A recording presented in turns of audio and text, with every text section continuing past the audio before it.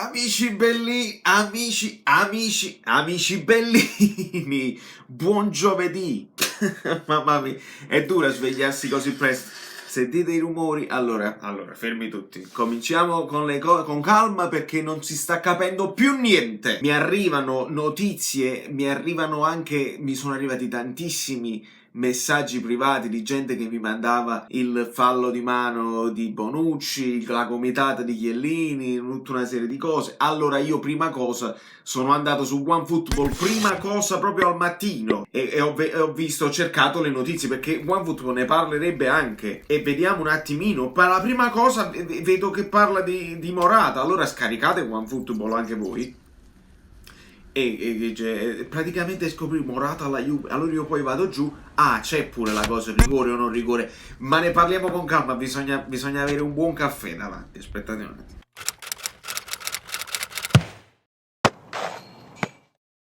attimo. Sentite il profumo. Questo è Borbone. Caffè Borbone. Esce dappertutto, aiuto. Perché alla fine è il Caffè Napoli 1926, quindi per questo un bel caffè insieme ce lo dobbiamo prendere. È una cosa diversa, è una specie di vlog. Ma no, è importante, ma capisco fate morate perché non è chiaro. Allora, io lo prendo macchiato. Sì. Andiamo, venite. Qua dobbiamo fare le cose serie. Impostazione. E tra un po' cambiamo anche l'ufficio, eh? Sì, perché il canale clisce. Allora, eccoci qua. Allora, prima di tutto un ringraziamento specialissimo all'amico Potito che ha proprio esagerato stamattina, con il supporto e la donazione. E vabbè, e poi cosa ti offro, amico mio? Cosa ti offro? Ti offro che vieni a New York quando si può viaggiare, questo. Perché Potito non solo era un ottimo centrocampista quando giocavamo a pallone insieme, con un tiro della Madonna che è altro che i famosi tiratori specializzati, no?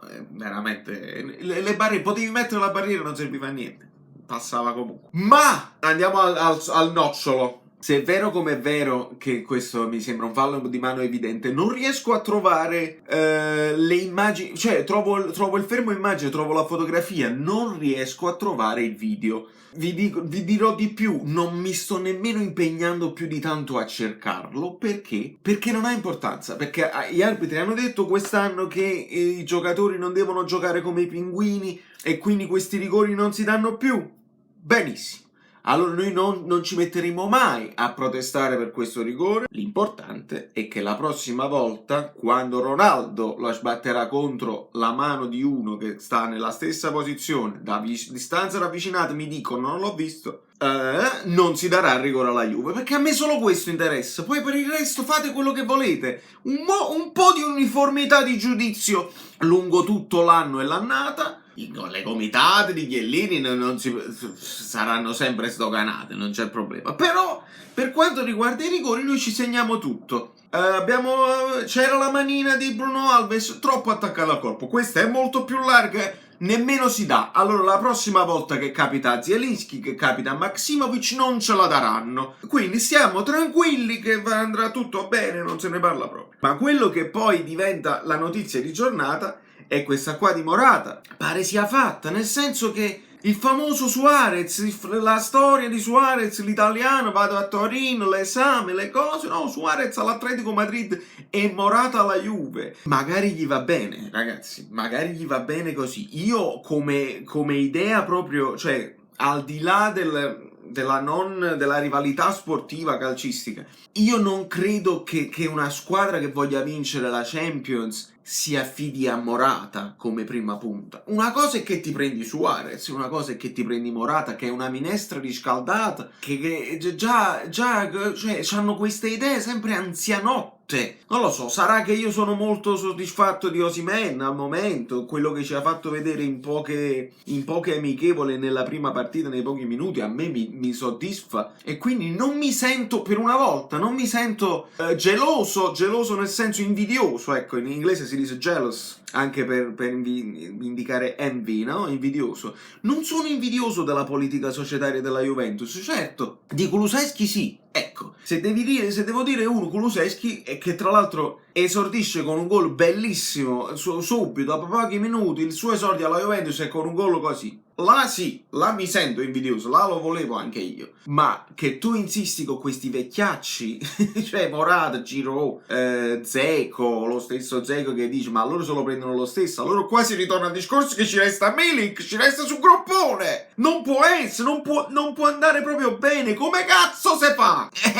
Devo dirlo per forza, perché se poi loro si prendono Morata e non sono più interessati a Dzeko, allora se Dzeko non ha giocato la prima partita con la Roma, che è finita 0-0, poi ho visto falli, traverse, il Verona pure ha rischiato anche di vincerla, poi Spinazzola anche un'altra traversa, ma questo per mettere tutto sul diario, perché così io mi ricordo le cose, altrimenti la mia memoria scende tutto e mi dimentico tutto. Cioè Dzeko non gioca con la Roma e finisce 0-0, e voglio capire, non ha giocato perché la Juve le teneva le mani addosso e sarebbe stato assurdo far giocare Dzeko prima con la Roma, poi dopo la settimana prossima direttamente Juventus-Roma. Guarda che è tosta da immaginare che Dzeko cambia maglia e magari diventa subito titolare, ne gioca 2 consecutivi contro le stesse squadre.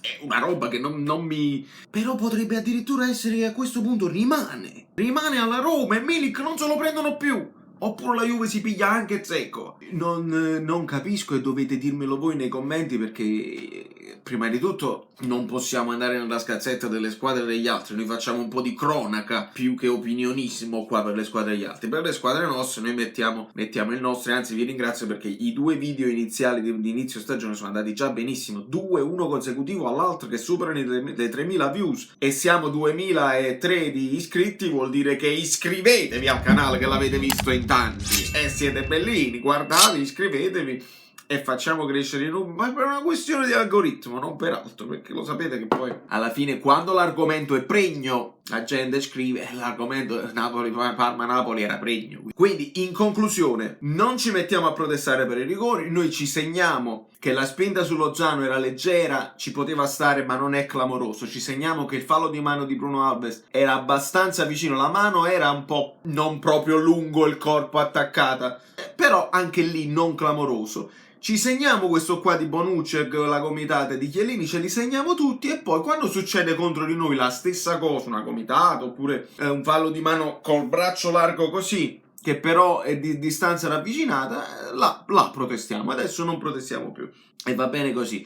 Da New York Valerio Figo è tutto, vediamo cosa succede e presto al mattino potrebbero esserci novità e io poi vi aggiorno.